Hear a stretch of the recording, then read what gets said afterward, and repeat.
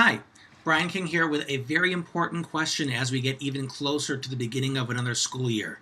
The question is, what is your plan for success this year? A lot of kids are having first this year. It's their first day in middle school, their first day in high school, and for many, their first day in college. A huge paradigm shift, a whole host of new responsibilities that they very likely haven't had before. So what's the plan for succeeding under these new circumstances? And it's really a variety of plans as opposed to one overall plan. Let's break it down a little bit. What's the plan for managing themselves? Our kids with ADHD or autism spectrum challenges really have difficulty regulating themselves, their experience of their own body.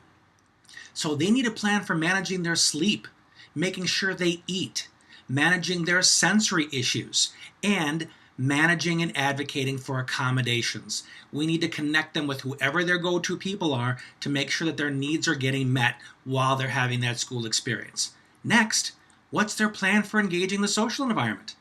How are they going to engage their classmates? How are they going to make that first introduction? Are they going to join clubs?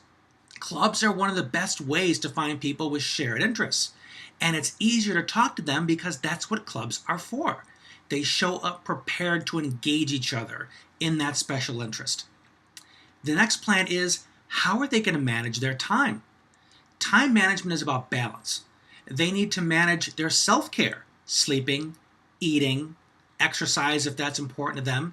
And they need to balance that alongside their social opportunities and making time for classwork. I've seen a lot of kids with these challenges who have a very all or nothing perspective. They think either they have friends or they have good grades, but they don't have both. My oldest boy is going into his junior year in high school, and for the first couple of years, he had that black and white mindset. I don't have time for girlfriends, I don't have time for friends, I just want to get straight A's. And it clicked for him at one point just how lonely he was with that mindset. So we worked diligently to help him strike that balance. And now he probably has a fuller life than he's ever had. He's got close friends and he's got awesome grades. Now here's one thing to be wary of, especially if you're sending your kids off to college. If you ask them, what's your plan? How are you going to make friends? If your child says to you, I'll figure it out, that is a bad sign. This is really a kid who has no idea what they're going to do, and they're hoping that everything will magically fall in place by itself. The kids that I've eventually come to work with because they went into college with this mindset and their parents trusted them, this is what I found out that I'll figure it out meant. It ultimately means I'll figure out how to dodge classes, lie to my parents and tell them I'm doing the work, and actually spend all day in my dorm room playing video games. That's what I'll figure it out turned into. So they need to have these plans in all these areas. Now this is key. You don't want to make the plan for them. You want to make the plan with them. Because if you do it, it's going to be according to the way your brain organizes things, the way you prioritize things, not the way your child thinks. This needs to be a collaboration so it makes sense in their head, and also so that your son or daughter is invested in it. Because if they're not invested, they don't care. And if you do send them in without a plan, at best, your child will underperform. They'll not meet their level of potential. And at worst, as I mentioned earlier, they'll completely shut down and isolate themselves. And all of this is avoidable with a solid plan. Last step. How are you going to hold your child accountable? Are you simply going to trust him?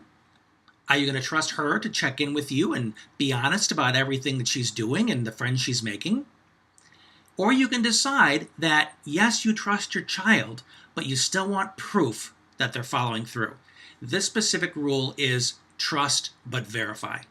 Say, I trust you, honey, but I want the proof that you're following through with what you said you would do. And what's the proof going to look like? Is it copies of finished work?